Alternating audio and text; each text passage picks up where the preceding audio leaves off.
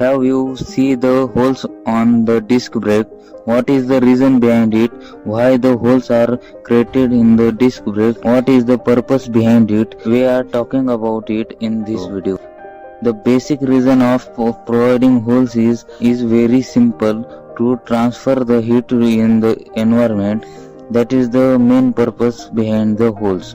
You may know the law of energy conservation, which is say energy cannot be created or energy cannot be destroyed.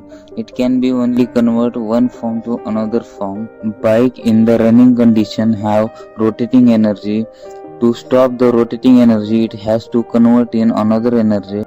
Brakes are used to convert rotating energy into heat energy to stop the bike. That's how when you apply brakes, rotating energy is converted into heat energy by using brakes. And to prevent brakes from heat energy damage, holes are provided to get sufficient cooling and protect brakes from heat damage.